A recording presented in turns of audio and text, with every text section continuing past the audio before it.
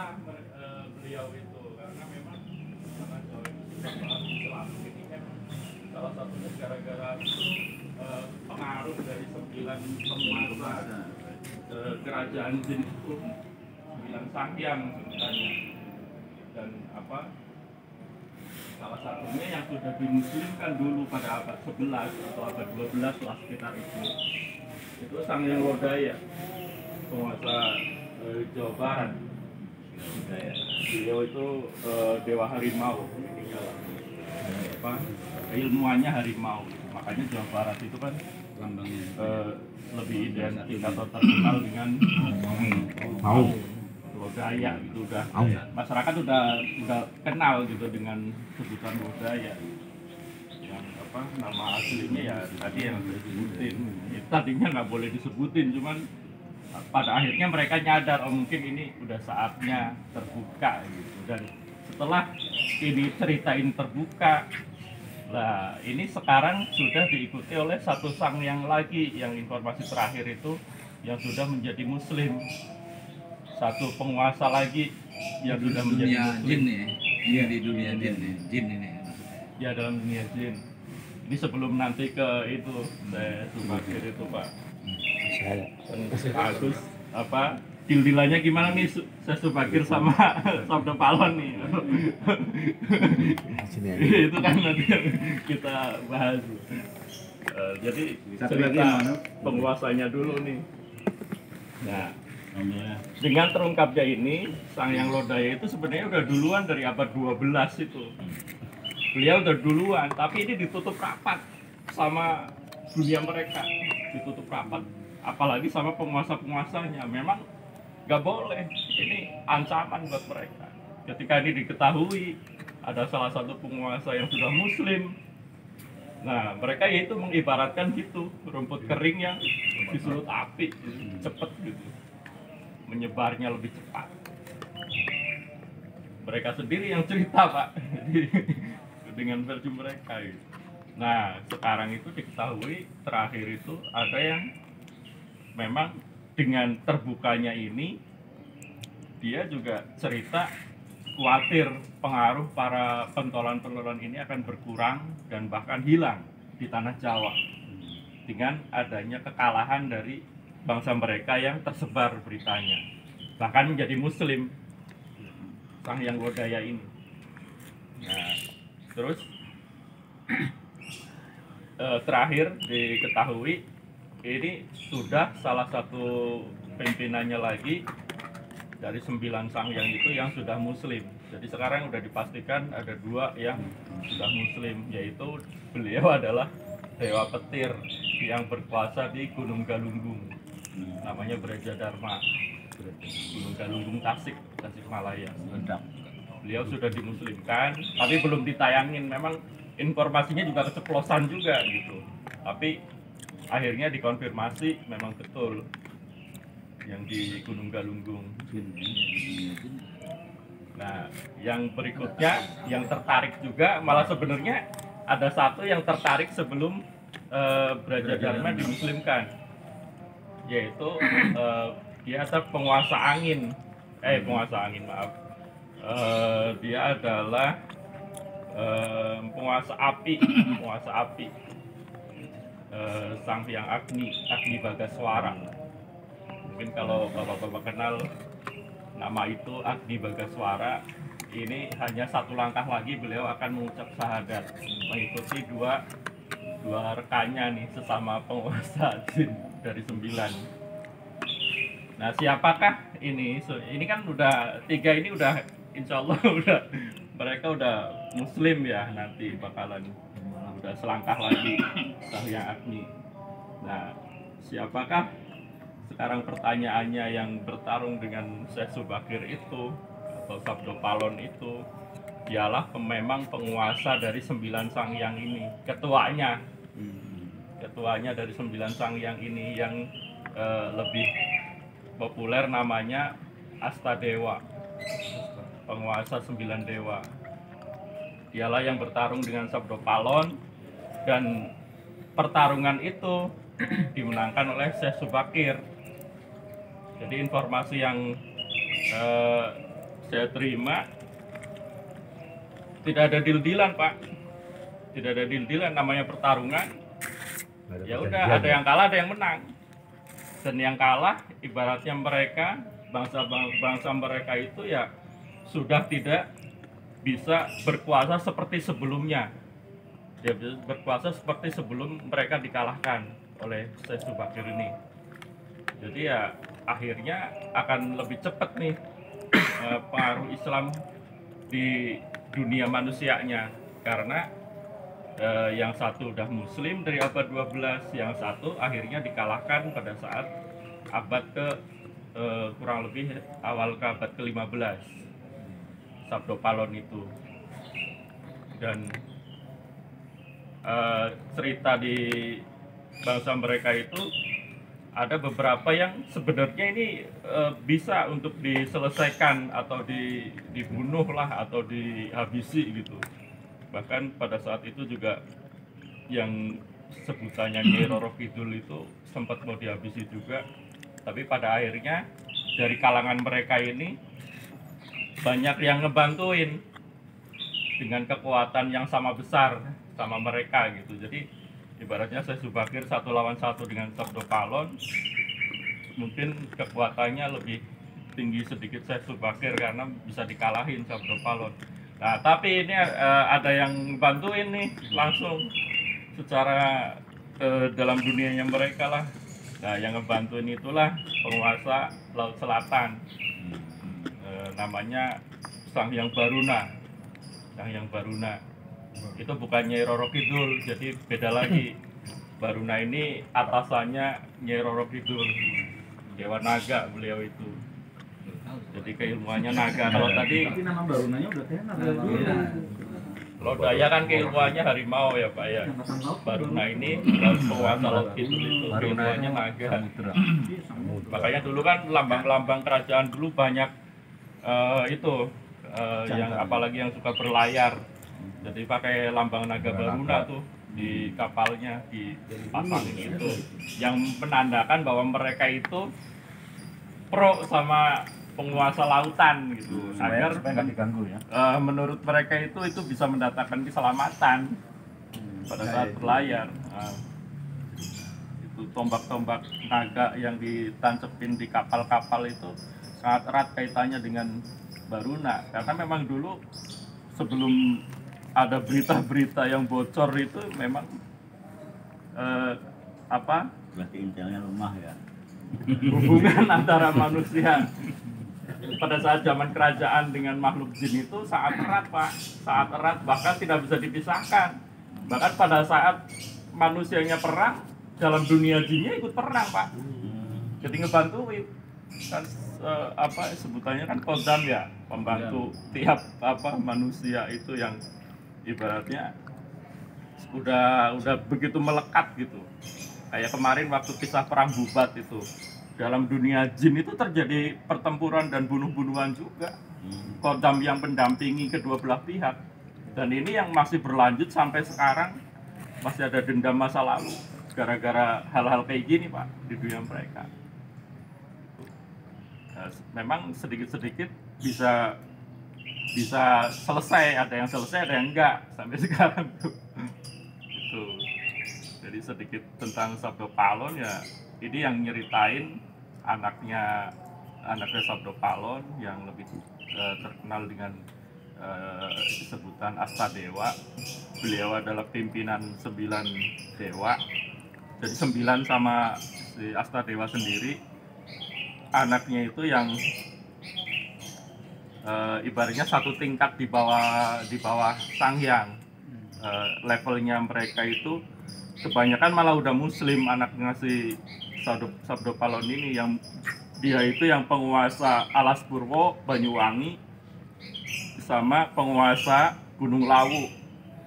Yang Lawu itu anaknya Sabdo-Palon, atau nama jinnya itu yang Alas Purwo namanya Jaya Wisesa, yang Lawu itu namanya Jaya Menggala.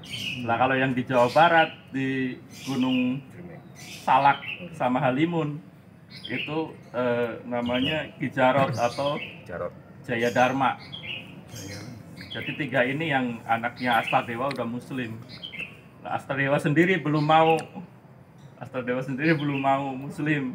Pada saat dulu perang sama Syekh Subakir itu, beliau itu terluka dan memang dikalahkan sama Syekh Subakir. Makanya begitu abad ke-15 itu masuk kerajaan Demak, udah lebih gampang penyebaran Islam itu di dunia kitanya juga, dunia manusia.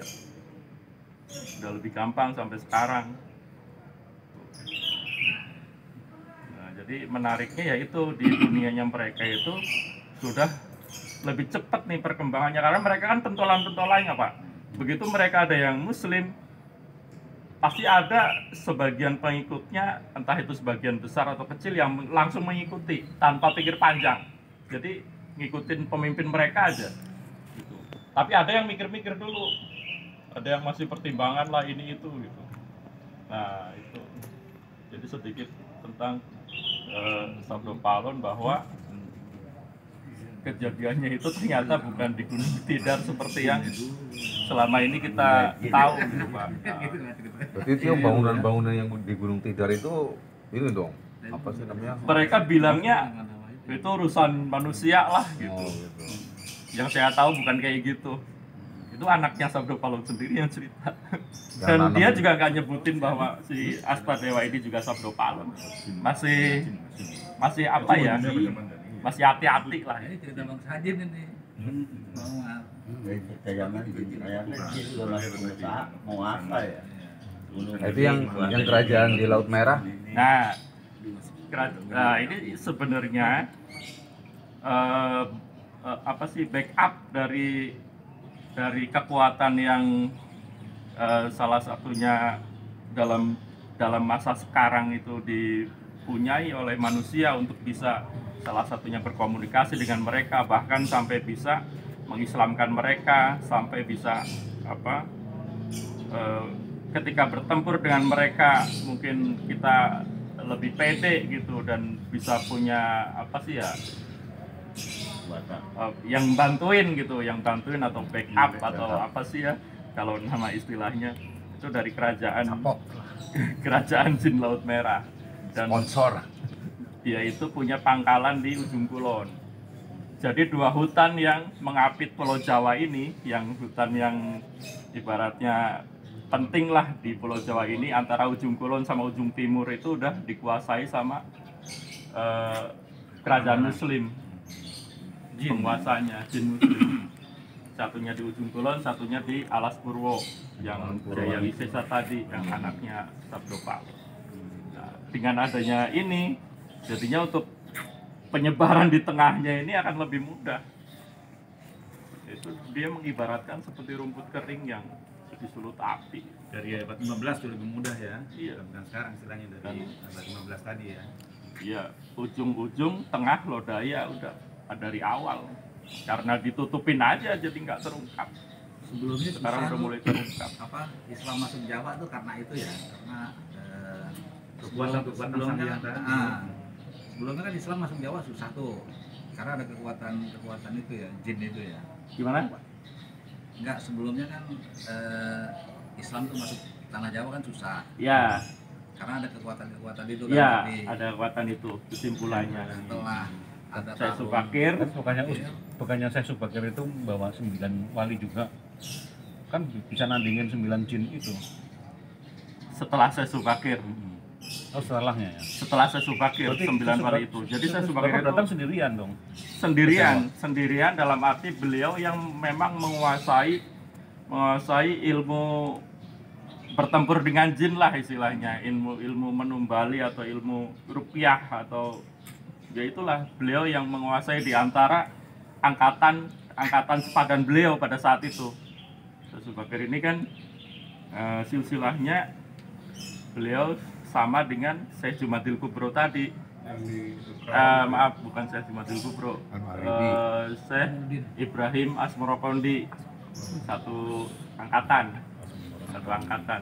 Beliau yang kalau kita sambungin ke atas ya, atasnya tetap satu jalurnya, dari Syekh Jumadil Kubro ke atasnya lagi Syekh Ahmad Shah Jalal yang ada di itu ya, di yang Raja Campak itu.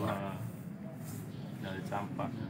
Dan ini juga saya cocok-cocokin atau saya sinkronkan dengan ceramah-ceramah para ulama yang sekarang mungkin jadi terkenal di umat itu, jadi kiblat lah, panutan gitu. Salah satunya Habib Lutfi juga saya dengerin ceramahnya, memang benar dari Syekh Ahmad Shah Jalal, Syekh Jumadil Kubro, baru Syekh Subakir, Syekh Ibrahim Asmorokondi, sama yang lain termasuk leluhurnya atau mbah buyutnya Sunan Gunung Jati, Syekh Ali Nurul Alam.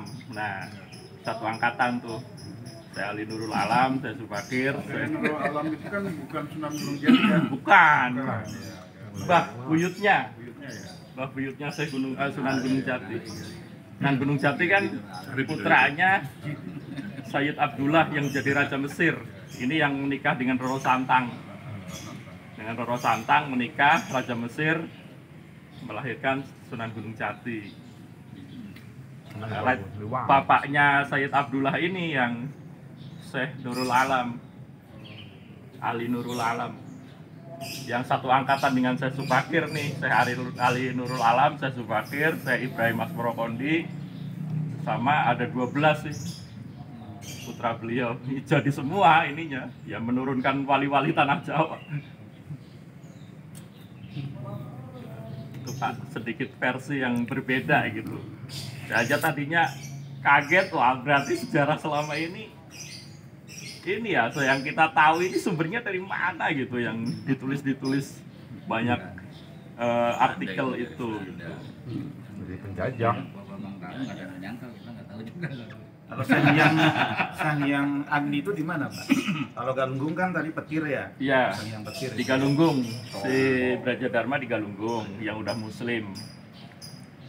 Sanghyang Agni itu di Gunung Raung, Pak. Raung. Ya, di Banyuwangi kan. Oh, di Banyuwangi tahu. Udah muslim itu ya.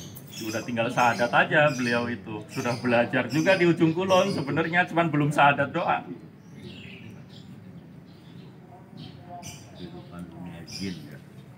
Jadi peta penyebarannya udah semakin kelihatan nih gara-gara cerita lodaya Islam itu bocor.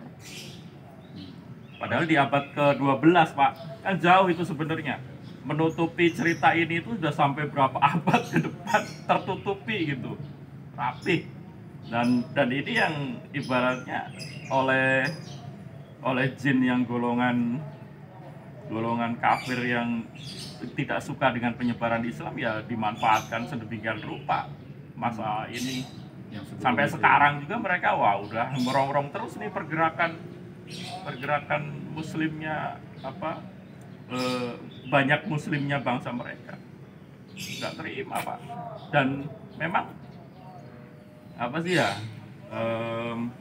ternyata juga keilmuan mereka itu ya seperti yang kita tahu di cerita Nabi Sulaiman juga, mereka punya kekuatan yang besar gitu. Mereka bisa memindahkan istana Ratu Balkis dalam sekejap gitu kan. Dan itu memang gambaran kekuatan mereka. Mereka bisa mempengaruhi alam, Pak. Bisa mempengaruhi alam. Memang mereka dikaruniai ilmu seperti itu gitu. Kekuatan mereka ifrit itu besar. Jin ifrit. Dan ini yang memang harus hati-hati juga ketika udah mulai merambah dan pentolan mereka ini udah ada yang nambah lagi muslimnya. Ya untuk nanti gongnya itu yang paling frontal memusuhi itu ya dari Ratu Kidul itu, Pak. Ini yang ketika perang frontal bisa terjadi gejolak yang di luar dugaan gitu, Pak. Memang Ratu Kidul tuh Nyi Roro Kidul itu. Roro Kidul ini anak angkatnya Ratu Kidul. Ratu Kidul ini yang disebut dengan Sang Hyang Baruna, naga dia, keilmuannya naga. Kalau lodaya kan harimau. Sekarang si itu ya siapa? anaknya Ratu Kidul berarti. Kalau Nyi Blorong? Anaknya Ratu Ah, Kidul, Nyi Roro. Blorong. Sama Blorong. Jadi Blorong itu anak kandung, Nyi Roro Kidul itu anak angkat. Yang dari Nawang Wulan. Dewi Nawang Wulan itu anaknya Nyai Roro Kidul, Dewi Nawang Wulan. Dia juga punya keilmuan yang setingkat atau setipe dengan penguasa Merapi. Dewi Nawang Wulan ini keilmuan angin. Jadi penguasa Merapi ini menguasai ilmu angin. Dia yang disebut yang sapu angin. Tapi beliau udah Muslim nih Merapi. Nah kalau Nawang Wulan belum. Nawang Wulan ini yang saudara kembarnya si Ki Jarot itu. Saudara kembar dia itu. Yang satu ikut selatan, ikut ibunya. Ibunya Ki Jarot sama ibunya Nawang Wulan ini Nyai Roro Kidul. Ibu kandungnya Ki Jarot. Itu cuma di Jawa itu Pak Bambang yang ada yang penguasa jin ya, yang di pulau-pulau lain nggak ada tuh kayak di Sumatera, Kalimantan gitu. Di mana Pak? Sang Hyang ada nggak di pulau yang lain selain Jawa? Nggak ada. Jadi yang diceritain itu Sang Hyang yang menjadi penguasa Jawa dari ribuan tahun yang lalu Pak. Ini ngomongnya bukan ratusan tahun, ribuan tahun. Ribuan. Jadi umur mereka itu udah ribuan tahun. Makanya ketika manusia udah berganti generasi, mereka tuh masih ada. Jadi masih tetap dia juga yang eksis gitu. Umur panjang. Gitu kan masih ada ya. Kalau di YouTube itu kan Sabda Palon itu kan menyerah dengan syarat nih. Gimana? Menyerah dengan syarat. Kalau Sabda di- Palon. Sabda Palon. Palon, Kalau di YouTube itu. Kalau di literatur selama ini ya. Iya. Ya memang seperti itu, tapi yang diungkap oleh penuturan dari si Jaya Wisesa ini ya hanya terjadi pertempuran dan ini terluka. Sabda Palon ini terluka dan dia udah hampir dibunuh sebenarnya, tapi ditolongin sama Baruna Pak, ditarik sama Baruna, ditolong. Nah, akhirnya ya udahlah, jadi pimpinan jin ini pada saat itu Sabda Palon ini kalah dan dunia mereka itu tidak seintensif pada saat sebelum kalah untuk mempengaruhi orang-orang, dan akhirnya ini jadi pintu untuk penyebaran Islam yang lebih masif pada saat itu. Setelah itu baru 9 wali datang ya. Setelah itu baru 9 wali datang ya. Setelah itu bukan datang, keturunan. Pak Haji, keturunan dari mereka itu. Jadi mereka udah datang duluan ini yang angkatannya Syekh Subakir dan akhirnya menurunkan Jadi wali yang ada kita kenal yang dengan ada di literatur sejarah itu kan yang generasi sebelum itu kan nggak diceritain. Yang ceritain kan 9 wali. yang 9 wali itu, dan sebenarnya juga nggak cuman Pedagang apa dari- pada saat 9 wali yang kita kenal itu, pada saat itu ada wali-wali yang jarang diungkap atau bahkan tidak diungkap Pak. Yang ibaratnya 9 itu kan karena mereka yang dekat dengan waktu itu Raja Islam pertama Raden Patah itu yang jadi dewan pengangkatan raja gitu ya, di apa sih ya, dibaiat atau disahkan oleh 9 wali ini ya. Ini yang terkenal nih dari 9 yang ada kaitannya dengan Raden Patah ini. Tapi di luar 9 ini ada wali-wali yang lain yang tidak terungkap, yang pada generasi berikutnya ini yang dijadikan 9 lagi gitu Pak. Jadi tiap generasi itu ada kelompok 9 wali ini. MUI-nya dulu.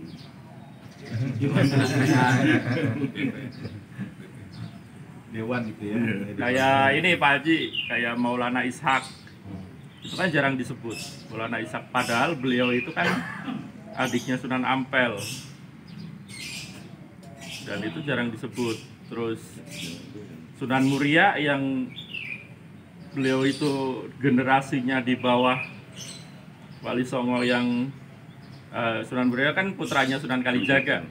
Ini malah sering disebut dan terkenal.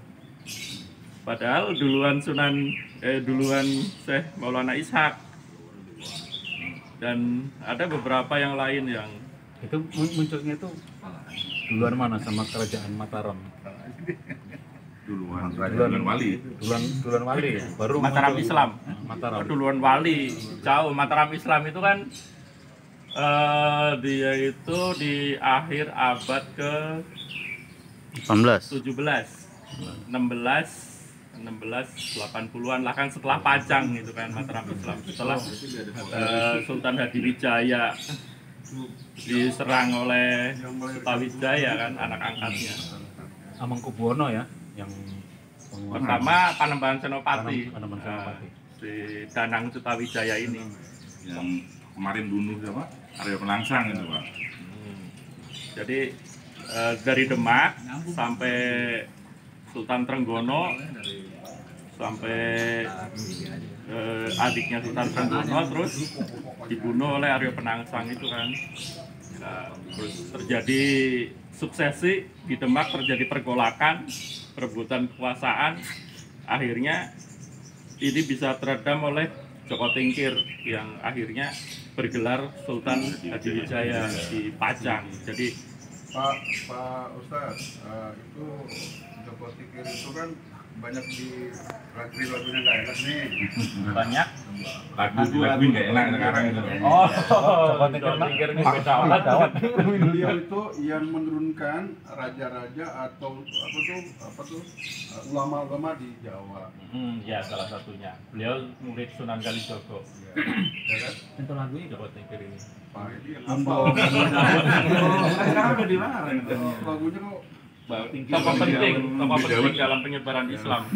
Ya karena gini ya Pak, jadi pada saat terakhir Joko Tingkir jadi raja itu, Sultan Hadiwijaya ini terakhir sejak kerajaan Demak berdiri, itu yang pakai gelar Sultan. Setelah beliau wafat, Joko Tingkir wafat, penerusnya Mataram Islam, walaupun pakai nama Mataram Islam Pak, dan dia meneruskan dari Demak, tapi namanya bukan Sultan lagi, Panembahan Senopati, raja pertama Mataram Islam, dan beliau sendiri yang menyebut nama itu untuk beliau sendiri gitu. Saya Panembahan Senopati, Panembahan yang disembah. Dan inilah awal mula istilah Kanjeng Ratu Kidul di sini awal mulanya. Sebelumnya enggak. Panembahan Senopati itu bukannya Hamengkubuwono I ya? Pertama. Bukan. Hamengkubuwono itu setelah Mataram Islam pecah jadi 3 waktu itu. Sebelum jadi 4 ya. Sekarang kan jadi 4. Mangkubumi nggak Pak? Kalau Mangkubuwono itu Mangkubumi Pak. Ya dari Mangkubumi. Jadi Mangkubumi 1 bergelar Mangkubuwono. awalnya Mataram 1 Pak Haji, Perawan. di akhir abad ke-17. Pada saat pertengahan abad ke-18 tahun 755 itu pecah jadi 3 waktu itu. Pakubuwono yang sekarang di Solo kan keratonya, Pakubuwono, Hamengkubuwono yang di Jogja, sama Pakualam. satu lagi Mangkunegaran. Pakualam belum, Pakualam belakangan. Negara di mana? Negara Solo juga. Itu yang Pangeran Sambernyowo itu. Pangeran Sambernyowo, Mangkunegaran. Dia itu yang terkenal pada saat perang itu, makanya Sambernyowo Pak. Kalau dia udah ngeluarin senjatanya udah kayak nyamper semua orang yang ada. Yang julukin orang Belanda itu. Pangeran Sambernyowo. Pecah jadi 4 sekarang. Itu awal mula HB Hamengkubuwono itu ya itu Pak, pertengahan abad 18 karena perjanjian Giyanti 1755 pecah. Belum. yang Diponegoro satu itu lagi cucunya Pakualam, tapi itu belakangan, itu bentukan Belanda sebenarnya untuk lebih memecah belah lagi Pak. Kalau Pangeran Diponegoro itu kan keturunan situ juga ya? Keturunan HB3. Pangeran Diponegoro itu keturunan dari Hamengkubuwono ketiga. Setelah pecah itu, setelah perjanjian Giyanti, terus HB1, HB2, HB3, baru lahirlah Pangeran Diponegoro. Tapi dia nggak sempat jadi raja. Nggak mau. Sebenarnya dia itu sudah disetujui oleh kalangan internal keluarga pada saat itu, karena memang beliau yang paling tua gitu. Harusnya kan Hamengkubuwono IV dia ya. Iya, harusnya Hamengkubuwono IV itu Pangeran Diponegoro kan, tapi nggak maunya karena memang tidak ada istilahnya keinginan dia untuk berkuasa. Itu yang pertama, karena dia udah lebih mendalami ajaran Islam. Beberapa pesantren udah semua dia datang ya. Ya, dan ini menariknya lagi Pak, dalam kisah Diponegoro yang ditulis sama beliau sendiri dalam Babat Diponegoro, dan bahasa sama tulisannya juga bahasa masih Jawa kuno ya, bisa dibilang gitu. Dan itu bahasanya memang bahasa kerajaan, bahasa Kromo Inggil. Dan ditulisnya pakai huruf pegon Arab tapi Jawa gitu, bacanya Arab Jawa tapi hurufnya Arab. Gitu ya. Sekarang ada stiker mantap gitu ya. Kayak gitu lah. Mantapnya Arab tapi bahasanya Jawa. Itu karena salah satunya untuk mengelabui Belanda Pak, ditulis pakai huruf Arab itu biar dikira oh ini kitab dari Mekah nih, nggak ada hubungannya sama urusan pemberontakan, nggak ada hubungannya. Padahal ya memang satu-satunya jalan pakai cara kayak gitu Pak, pakai huruf Arab tapi bahasanya Jawa. Pegon namanya, Arab Pegon. Nah itu Pangeran Diponegoro sendiri menuliskan di situ bahwa beliau waktu itu sempat pada saat bertafakur atau berdiam diri di Selarong, beliau sempat didatangi oleh makhluk yang mengaku Ratu Kidul pada saat awal mula sebelum meletus perang Diponegoro Pak. Dan pada udah ada gejolak-gejolak inilah mengarah ke arah sana.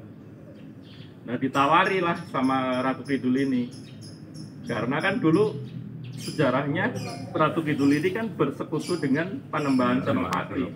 Jadinya beliau juga merasa ini keturunannya menemui juga dan ditawarin Kanjeng Pangeran, kalau Kanjeng Pangeran ibaratnya tidak ingin repot, biar saya saja sama pasukan saya yang menghadapi semua ini. Kanjeng Pangeran sudah aja tinggal berdiam diri saja, biar kami yang beresin. Ditolak mentah-mentah Pak sama Pangeran Diponegoro, tidak mau. Ini sudah jalan saya. Jadi beliau sendiri yang nulis, bukan orang lain. Pangeran Diponegoro sendiri yang nulis kisah ini gitu. Dan memang sempat 2 kali nemuin, yang satu diem aja gitu, nggak ngomong, yang satu ngomong seperti itu, menawarkan bantuan. Nah karena pada saat leluhurnya ditawarin bantuan, diterima itu sama Panembahan Senopati, diterima bantuan Roro Kidul ini untuk ngelawan kerajaan Pajang, Sultan Hadiwijaya tadi, diterima. Akhirnya ikut kebantuin nih pasukannya Roro Kidul pada saat nyerang Pajang. Pajang waktu itu dikuasai siapa? Di rajanya siapa tuh? Di Wijaya. Dulu pinggir tadi. Oh, Iya. berarti Gus Dur sama pendiri Muhammadiyah siapa? Ahmad Dahlan. Dari situ, dari Pajang itu. Iya. Jadi itu awal mula bersekutunya Nyi Roro Kidul dengan keraton, bahkan sampai sekarang juga masih lah, kita akui saja. Itu dari Panembahan Senopati, dan ini diputus sebenarnya pada saat Sultan Agung. Hubungan ini diputus pada saat Sultan Agung, tapi setelah Sultan Agung berlanjut lagi Pak, sampai yaitu makanya nawarin Pangeran Diponegoro bantuan untuk memusnahkan company dan yang lain, musuh-musuh Pangeran sendiri. Akidahnya kuat banget tuh Pangeran Diponegoro ya. Dia nggak mau musyrik ya. Nggak mau. 5 tahun ya. Kuat ya ininya, memang agamanya kuat. Kalau orang yang masih setengah-setengah ya pasti mau lah, repot-repot, gak usah repot-repot dibantuin Jin. Gak usah repot-repot berjuang. Itu kan berjuang, Masya Allah Pak. Selama 5 tahun perang Diponegoro itu, keluar masuk hutan, kena malaria lah. 1825 30. Itu Yang paling banyak kerugian. Dia mengambil jalan susah, justru mengambil jalan yang susah. ditawarin Ya, kayak gitu. habis-habisan Belandanya dia waktu ngadepin. Saya minta dijelasin lagi tuh antara Raja Sutawijaya sama Hadiwijaya, Pak. Anak angkat. Sutawijaya itu jadi anak angkatnya Hadiwijaya. Hadiwijaya itu yang tadi Joko Tingkir itu, Pak. Joko Tingkir itu gelarnya Sultan Hadiwijaya, Raja Pajang. Dia yang meneruskan kerajaan Demak. Jadi Demak sebelum ke Mataram ngelewatin Pajang dulu nih transisinya. Persisnya di mana sih? Pajang itu masih daerah Lokasinya itu perbatasan ya Pak Edi ya. Iya, so. Perbatasan antara Jogja ke arah Solo. Semarang kalau nggak salah, ke Solo ya. Solo. Solo ya. tadi gitu lah. Ya, Masih ada bekas kerajaannya masih ada. Sekitar daerah Purwodadi gitu ya. Ya, Pajang ya benar. namanya juga Pajang Pak, daerah Sampai sekarang masih ada nama daerah Pajang di Solo itu kalau ini maksudnya Kasidenan Solo. Lebih di Solo ya. Jogja nih Solo di sini.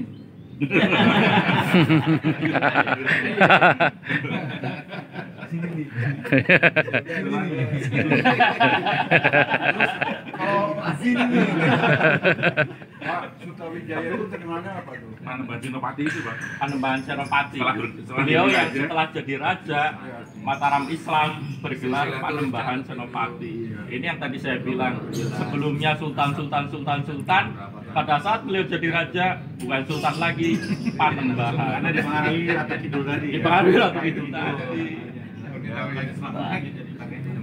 Jadi waktu Sultan lagi gitu. waktu ngalahin Arya Penangsang kan itu bersekutu Pak, Diwijaya sama Sutawijaya ini anak angkatnya. Sebenarnya anak kandungnya Ki Panembahan. Ada Ki Panembahan, terus Ki Juru Martani sama Ki Panjawi. Tiga ini sama Joko Tingkir menang sayembara untuk membunuh Arya Penangsang. Karena Arya Penangsang kan yang memberontak di Demak, bunuh raja yang berkuasa dulu sama Ratu Kalinyamat yang di Jepara itu dikasih sayembara siapa yang bisa memberantas Arya Penangsang, nanti dikasih tanah namanya di daerah Mentau. Mentau itu yang jadi pertama cikal bakal ini Pak, kerajaan dan Mataram. Itu dikasih kalau tahu yang membunuh itu Sutawijaya, ini nggak mau ngasih pasti. Nah, dibilangnya yang menang bertiga ini. Ki Panembahan itu orang tuanya Sutawijaya, Ki Panjawinya dikasih tanah di Pati. Ki Pamanahan. Pamanahan itu orang tuanya Sutawijaya asli kandung. Panjawi dapat tanah di Pati. Ya, Juru Martani itu jadi patihnya Kerajaan Mataram. Sampai dari Panembahan Senopati, terus bawahnya juga masih dampingin setia dari. Jadi suksesi kerajaan Demak itu Pak, sejak Sunan Prawoto, anaknya Sultan Trenggono. Nah ini terjadi gejolak karena ada anaknya Sultan Trenggono, ya itu tadi yang Arya Penangsang itu, dia nggak terima, kok buat saya yang jadi raja selanjutnya. Dibunuhlah Sunan Prawoto sama Arya Penangsang. Bunuh-bunuhan Pak dari kekuasaan. Dibunuhlah mereka padahal saudaraan. Mereka tuh masih keturunan Ken Arok bukan, Pak? Kalau kan Arok, iya kalau diurut karena kan Raden Patah anaknya Barwijaya V. Masih keturunan Ken Arok atas? Iya. Iya, Pak. Berarti Bin-binnya Bin Barwijaya, Bin sampai Hayam Wuruk, sampai Tunggadewi, Raden Wijaya ke Ken Arok. Itu kan pencetus bangsa Sanjaya itu Ken Arok. Kalau pengen lebih Ken jelas Arok kan membunuh Raja Tunggal Asina ya. Tadinya dari satu Karena kerajaan lihat jadi 4. Medes bersinar kan. Sekarang masih eksis Paku Alam, Hamengkubuwono. adanya di tengah doang. Hadir yang Iya hadir di Pak. mana di Ada lah. Jogja sama Solo. Iya, karena pasangannya kan cantik tuh. Contoh ya. Tapi malah dipasangin sama si Habil kan, karena kawin silang itu. Dia nggak setuju. Masa pasangan saya yang cakep dikasih ke Habil, Habil dia nggak mau, dibunuh. Itu dari dulu udah ada ya. Iya. Yang akhirnya yang meninggal itu siapa, Pak? Habil. Kabil akhirnya dibunuhnya sama siapa? Kabil. Oh, Kabil nggak dibunuh. meninggal Ajal saja. aja. Saja. Natural ya, natural. Ya alhamdulillah, saya jadi tahu Pak, kita juga jadi tahu kerajaan-kerajaan yang ada. Menurut Namanya saya kerajaan jin ya. Ternyata di jin juga penguasa bunuh-membunuh. sama Pak. Jadi Mataram tuh uniknya lokasinya di mana, Pak? Mataram itu di mana? Kerajaan Mataram. Kerajaan Mataram. Sekarang kan di Jogja. Yang meneruskan istilahnya setelah tahun 1755 itu perjanjian Giyanti yang pecah Mataram jadi 3 itu pertama, yang belakangan jadi 4 itu terjadi apa sih ya, kesepakatan antara Keraton Solo sama Keraton Jogja siapa yang budaya gimana yang nanti akan diterusin sama kedua keraton ini. Dan yang Solo memilih untuk ada modifikasi di situ dalam budaya mereka untuk selanjutnya. Yang Jogja ini yang meneruskan budaya seperti leluhurnya tanpa modifikasi. Jadi sebenarnya penerus Islam yang secara budaya kelihatan lebih murni ya Keraton Jogja sekarang. Hubungan dengan Mataram Lombok gimana, Pak? Mungkin nama Mataram di Pulau Lombok itu ada kaitannya dengan perluasan dulu pada saat yang nggak tahu Pemekaran ya, Pak? Sekarang pemekaran ya? Gak ada otonomi Pak. kayak nama Matraman itu kan ada kaitannya juga Pak, penyerangan Batavia Pak waktu Sultan Agung. Matraman ya? Mataraman. Mataraman. Aman. Dan uniknya Pulau Jawa itu memang salah satu keunikannya dibanding yang lain itu ada sosok yang udah sangat tua di Pulau Jawa ini yang sampai sekarang masih ada. Itu sebelum ini yang jadi gurunya para Sanghyang. Para Sanghyang aja udah ribuan tahun gitu kan. Dan ini gurunya para Sanghyang masih berdiam sampai sekarang. Berdiamnya di mana? Di Gunung Padang, Cianjur. Udah ada yang pernah itu? Udah pernah ketemu langsung? Ada yang pernah ketemu langsung? Ada yang nggak bisa ketemu, cuman informasi dari Sanghyang ini yang bisa digali. Itu lebih tua, Sanghyang yang sudah Muslim terutama. lebih tua dari Sabdo Palon Palon. dong. Lebih tua. Gurunya Sabdo Palon, Lodaya, sama satu lagi Baruna. Dari 9 Sanghyang itu yang punya kemampuan lebih di antara 9 itu ya dikerucutkan Astadewa, Lodaya, Baruna. Mereka itu satu perguruan di gurunya masih ada sampai sekarang di Gunung Padang. Gunung Padang itu ternyata 3 berderetan Pak. Ini yang juga saya mau tanyain, ada yang pernah ke Gunung Padang. Ternyata Gunung Padang itu 3 berderetan kayak seperti halnya piramida di Mesir. Bahkan ini lebih tua di Mesir. Lebih tua dari piramida Mesir. Saya taunya Padangnya, Pak. Bukan Gunung Padang. Bang, itu caranya dapat informasi dari Ki Jarot kan Jin itu Awalnya bocor dari Ki Jarot, Pak. Dan ini yang kemarin kan udah saya sampaikan, beliau itu yang di masa sekarang ada, yang punya kemampuan itu, yang bergelar Syekh atau Ilah dari Istana Laut Merah, Ustadz Hakim Bawasir. Beliau sekarang ini. Dia bisa berbicara, berkomunikasi. Bisa berkomunikasi. Di Jatiwaringin. Masih ada berarti ya. Ada. Dan beliau yang jadi jalan jalan pengetahuan buat kita gitu. ke alam mereka tuh ya. Alam mereka. Karena beliau satu-satunya pada saat terjadi perkumpulan atau rapat gitu yang dipimpin oleh Kerajaan Laut Merah dan diinisiatif oleh Kerajaan Laut Merah. Beliau jadi satu-satunya dari bangsa manusia. Yang lain itu pemimpin jin yang sudah muslim di gunung di Jawa. Ikut rapat itu ya. Ikut rapat. Dan beliau ditanya, ada nggak manusia yang lain selain Pak Ustadz gitu? Nggak ada.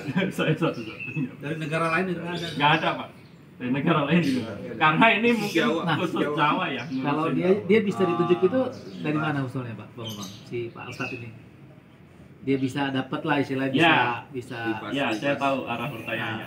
Itu beliau juga ditanyakan hal itu, beliau jawabnya saya juga tidak tahu. Itu keputusan dari Raja Laut Merah pada saat itu, namanya Syekh Yusuf, Raja Jin ya Pak ya, bukan manusia. Syekh Yusuf yang punya panglima namanya Syekh Hasim Bahadur yang punya pangkalan di Ujung Kulon. Itu beliau ditunjuk juga nggak tahu. Tapi mungkin ini terkait nasab, tapi beliau nggak mau cerita nasabnya. Terkait nasab beliau. Tapi biasanya kalau yang mulia-mulia begitu ujungnya pasti ke Nabi Muhammad. Beliau nggak mau cerita. Kemungkinan besar seperti itu. Berarti gurunya para habaib kan? Dan bocoran itu, salah satu bocoran tentang beliau yang diungkap oleh bangsa jin itu dari Eyang Lawu atau penguasa Gunung Lawu atau anaknya Aswadewa yang namanya Jaya Menggala ini, kakaknya Jaya Wisesa yang penguasa Alas Purwo. Dia sempat terlontar ucapan bahwa Ustadz Hakim ini atau Syekh Athaillah ini, kan Syekh Athaillah ini gelar dari Kerajaan Laut Merah untuk orang yang mungkin bisa berkomunikasi dengan mereka kali ya, dan bisa membawa ajaran menyebarkan Islam. Ini sempat terlontar oleh Eyang Lawu itu bahwa beliau keturunan dari Sunan Giri. Sunan Giri. Tapi yang sudah jelas-jelas diketahui oleh bangsa manusia, beliau itu keturunan dari Prabu Siliwangi. Saya Hakim Bawazir. Tapi nggak pernah mengakui sama sekali, Pak. Nggak pernah mau mengakui. Oh, nanti kalau dia di gap langsung bukan itu salah. Bukan saya itu. Oh, kalau diakuin heboh ngasih. Maduber. Nggak mau dia. Apalagi pasal pemilu begini, wah pasti diuber. Bagaimana saya jadi caleg? Itu yang di Gunung Padang namanya siapa? Yang makanya gurunya para itu. Ya. Bukan orang sembarangan ini. Ada 3 sosok Pak Haji yang jadi gurunya para Sanghyang di Gunung Padang. Itu ada 3 sosok, tapi yang baru terungkap namanya disebutin cuma satu. Dia itu di atas Sanghyang itu namanya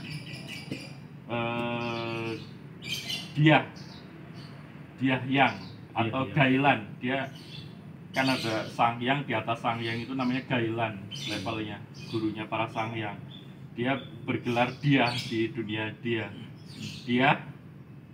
Siva Dwipa namanya. Dia Siva Dwipa.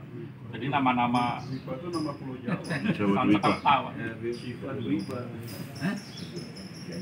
Dia belum pernah dianjur. Baru dibocorin. Hati-hati kalau yang hobi naik gunung itu, bisa masuk kerajaan jin. Itu bangsa jin itu ya. Harus banyak itu dulu persiapan ke Pak Bambang. Nanya-nanya. Izin dulu ya, Pak. Syarat dulu, syaratnya apa gitu. Banyak muridnya Ustaz. Salah macam-macam terbalik lagi ke baru nak lagi. Paling enggak pinjam kerja Pak Bambang bawa. Karena memang dunia gaib itu benar-benar ada gitu. Ini lagi sangat hati-hati Pak untuk lebih mengungkap atau menghilangkan yang terutama yang paling menonjol itu pesugihan, pengasihan, terus gitu-gitu lah. Setiap gunung ada tuh ya, yang pesugihan gitu-gitu. Yang terkenal ada yang paling terkenal di Gunung Kawi. Nah itu, Gunung Kawi itu keistimewaan apa tuh? Ada sejarahnya nggak? Kaitannya dengan tadi cerita-cerita itu? Belum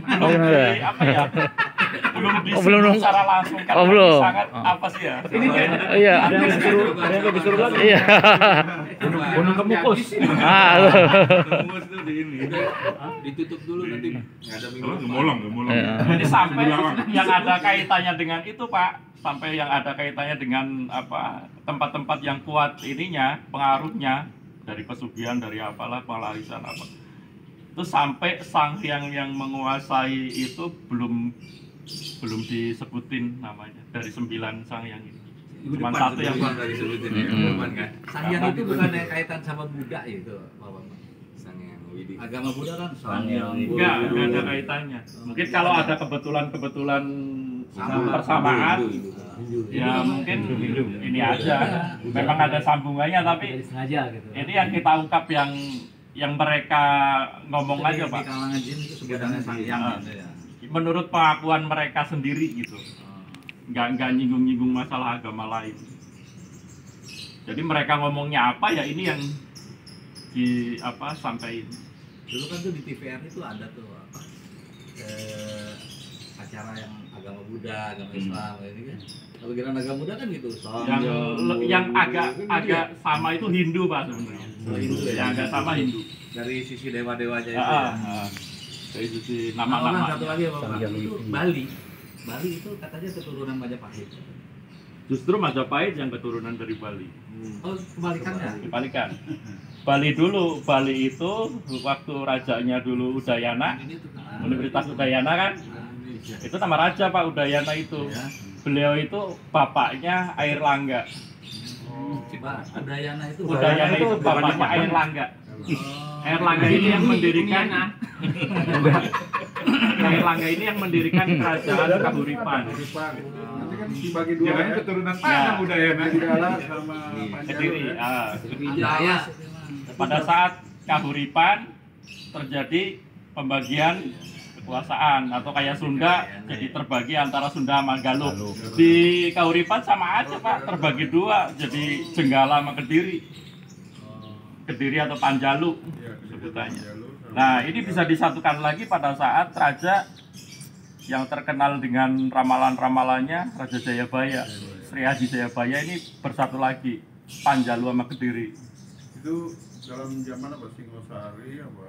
Sebelum Singosari. Nah, setelah Kediri ini baru Ken Arok pemberontakan mendirikan Udayana itu Singosari. lebih tua ya, Pak ya?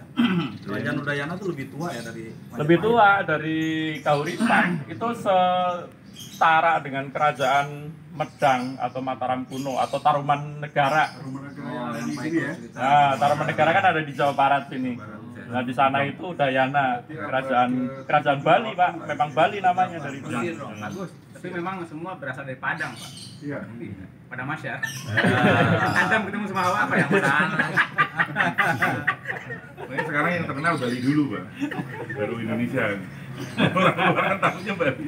Nah, itu makanya perkawinannya anaknya Udayana sama anaknya dari Mataram kuno itu Dharmawangsa Teguh.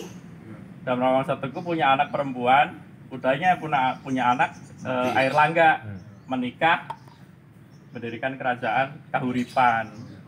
Nah, berakhirlah pada saat Bali itu Dharmawangsa itu nggak itu ada dari keturunannya Dharmawangsa. kerajaan lagi habis. habis waktu Apa Udayana aja Dari gitu Dharmawangsa. maksudnya. Generasi waktu Sebelum Udayana, Dharmawangsa sebelum Udayana. terbunuh. Sebelum Udayana itu apa? Kerajaan apa? Di Bali itu. Nggak tahu, Pak. Masih ngerti udah Belum. Pantesan Bali itu masih sampai sekarang masih Hindu ya, susah ditaklukkan ya sama Islam ya. Di Bali itu karena Masih ada izinnya, makanya ini yang Karena pulau tersendiri Pak, independen. nah ini yang ditanyakan dari Udayana Pulau itu sendiri ya. sampai sekarang kan Hindu tuh Bali tuh. Oh iya, maksudnya di Balinya, Pak. di Balinya gitu. Oh, Di Balinya itu. Kalau Banyuwangi dan sekitarnya kan satu pulau dengan Pulau Jawa, jadi Nah, masuknya jadi- gampang ke sana. jadi gini Pak ceritanya Bali itu, Pak. Kenapa dia kok seolah-olah mengisolasi dari Iya, Islam ya? Dia tidak Islam tidak nyampe sana pada saat itu. Nah, ini ternyata Bali itu dulu bukan dulu ya. Jadi pada saat Majapahit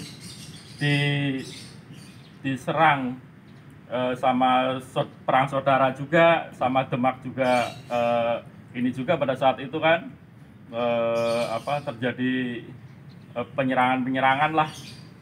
Orang-orang Majapahit pada kemana larinya? Ke Bali, Pak. nah itu maksud saya. Jadi makanya Bali itu sampai sekarang yang masih lebih kita lihat budaya waktu Majapahit itu lebih terlestari di Bali, terlestarikan di Bali. Kelihatan sampai sekarang. Budaya dia Hindu kan kerajaan yang dibawa Majapahit itu. Nah itu maksudnya Tapi pelarian sampai pelarian sekarang itu itu saya ya, pikir jadi pengaruh dari orang Majapahit Majapahit. lari ke sana, Lari ke Bali. ternyata Bali duluan ya, ininya dari Udayana duluan ya. Iya. Karena nenek moyangnya ada di sana, makanya larinya ke sana lebih aman gitu. Larinya ke sana sampai Kayak pulang PKI lah kampung. lari ke Beijing gitu ya. Iya. Pulang kampung. Nah, yang Sanghyang itu, Pak Bambang, itu nggak nyampe ke Bali tuh, kekuasaannya. Bali ada penguasanya sendiri Pak di Gunung Agung. Ada beda lagi di luar 9 Sanghyang ini. Namanya Oh, Bali satu sendiri lagi berarti ya? Ada lagi. Iya. Siva Divaseka namanya. Waduh. Apal aja nih ya. Diva Seka. Siva Divaseka. Tiga. SDS. Bukan Siva, Surya maaf. Siva tadi kan yang di Padang, di Gunung Surya. Padang. Surya Divaseka. Pidi Pici kalau. Oh gimana? Itu. Oh, saya jadi Itu. ingat semboyan yang itu Pak. Ini sebenarnya tahu juga sama Ustadz Hakim tuh. Mensana incorpori sono. Di dalam Itu kan di dalam tubuh yang sehat terdapat jiwa yang kuat. Tapi sebenarnya konsep Islam itu justru kebalikannya. Di dalam jiwa yang kuat akan melahirkan tubuh yang sehat. Jadi jiwanya dulu yang kuat. Balik itu Pak. Karena bacanya dari kiri ke kanan kan kemarin. Oh, itu iya itu.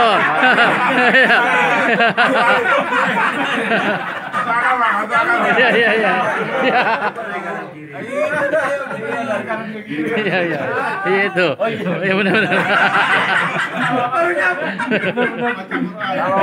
Kalau Arab kan dari kanan ke kiri. Kalau Pak ini yang di Tanah Abang luntur tidak ditanggung. Baca terbalik, ditanggung tidak luntur.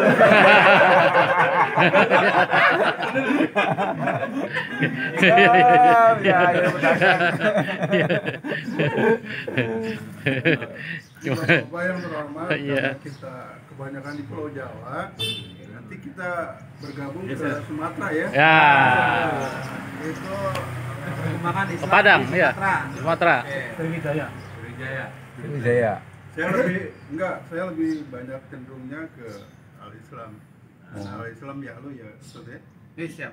Yuka wala yu'alaik. Nah, oleh karena itu nanti bagaimana Syekh Hatib Minangkabau merupakan guru daripada pendiri-pendiri ormas terbesar yang ada di Indonesia, Nahdlatul Ulama dan Muhammadiyah. Tapi ini belum selesai nih Pak. Ini kayaknya waktunya juga lah yang Lanjut. Nanti berlanjut. Nanti tentang pesugihan ya berarti ya yang belum ini kan. Ya. Ini yang masih hati-hati Pak, karena akan langsung bersinggungan sama selatan. Dua Sanghyang ini yang Langsung terasa antara sana. Takutnya ada yang kesurupan. Iya. Wah, saya diomongin. Menguras gunung kemukun. Rumah dia tuh. Minggu depan Pak. minggu depan Pak Ustaz ya.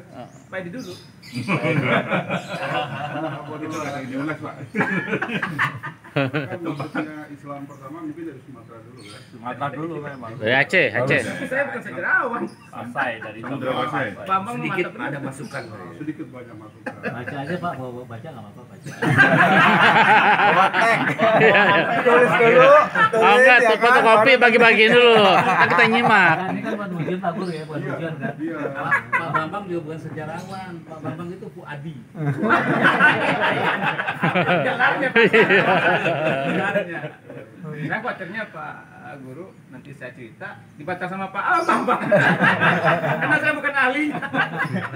Ini salah ya. Nggak apa-apa itu sebenarnya Ahlinya salah nanti. Beda versi ya. Ya apa-apa Pak, beda versi. itu. Enggak, iya. Pak Bambang kan dari kanan, nah Pak Haji dari kiri.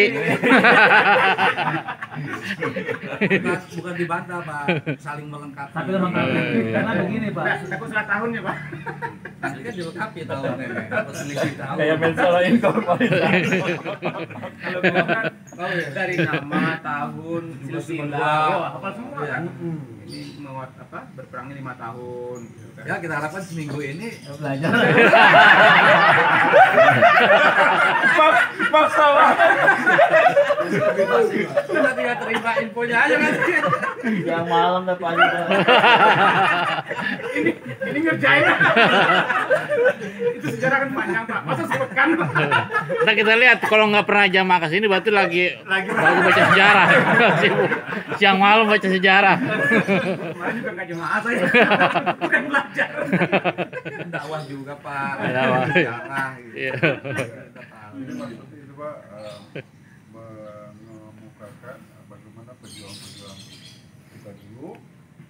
dapat mengislamkan Pulau Jawa, Pulau Sumatera dan sekitarnya.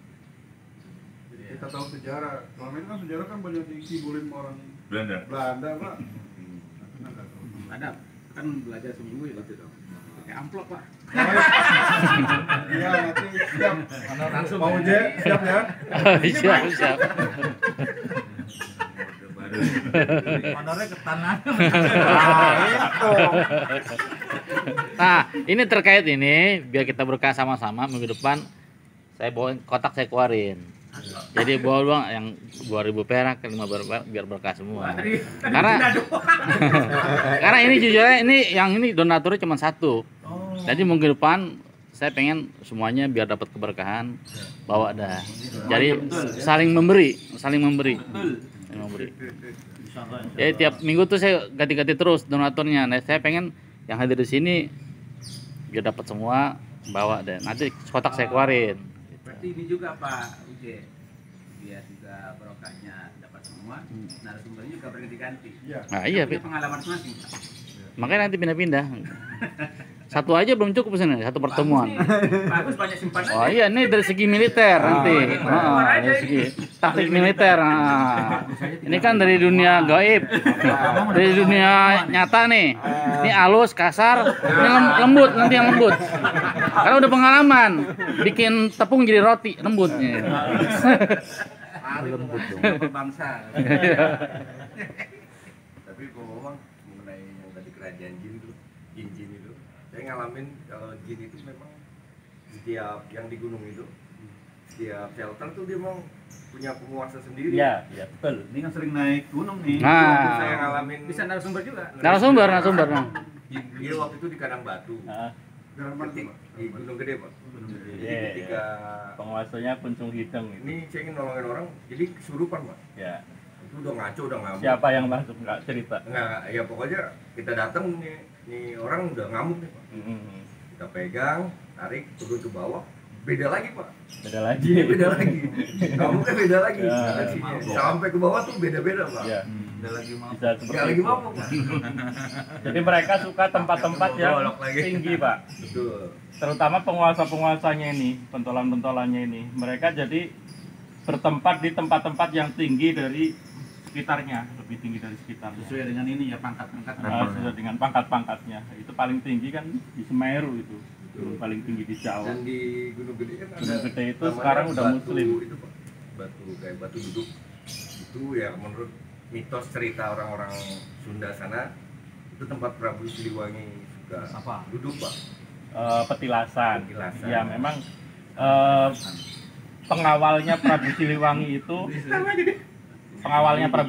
itu sekarang bertempat di Gunung Gede Pangrango, yang satunya di Gunung Salak, Halimun Salak. Jadi ada dua yang pengawal utamanya, yang bergelar Kuncung Putih sama Kuncung Hideng. Kuncung Hideng. Orang Jawa. Saya Jawa apa Sunda? Oh iya. Jawa hidung. Kalau Sunda hidung. Jadi hanya pakai ain, kasrot. Ain. Hidung. Dua-duanya sudah muslim, Pak, sekarang, Pak. Penguasa Gede Pangrango sama Halimun Salak. Tapi bener nih, kalau kita naik gunung itu kadang kita cuma ngeliat ada kayak gapura gitu kan, itu diabaikan aja gitu. Dimensi lain itu. Kadang ada kayak keramaian pasar gitu. Satu lagi, saya ingat kemarin yang Pak Arif habis dari Ciwidey. Coba Pak Arif cerita tentang pada saat-saat tertentu kelihatan lafaz Allah di tebing sebelah Kawah Putih.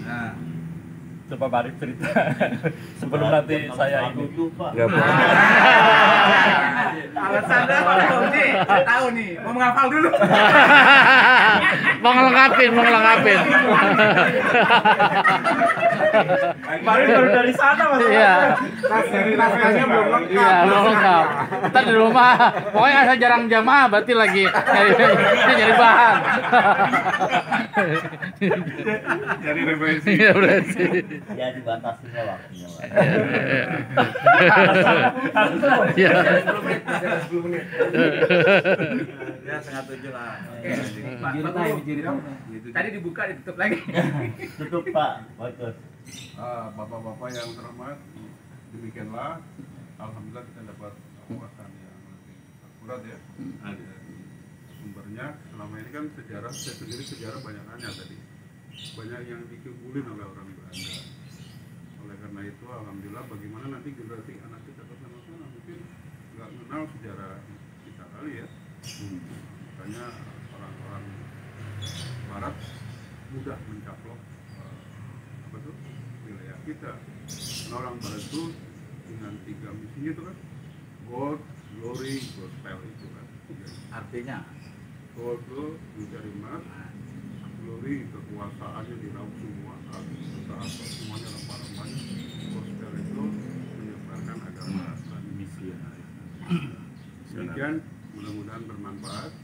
Akhir kata sebelum saya tutup, mari kita membaca hamdalah. Assalamualaikum warahmatullahi wabarakatuh. Waalaikumsalam. Bukan gua Ji ya. Pak Agus itu bukan guru sejarah ya, guru matematika. Guru matematika tapi senang sejarah, Pak. Memang sebenarnya ada kaitannya Pak. Karena duo Ji. Pemikiran eksak Orang dari semua. mengungkap hal-hal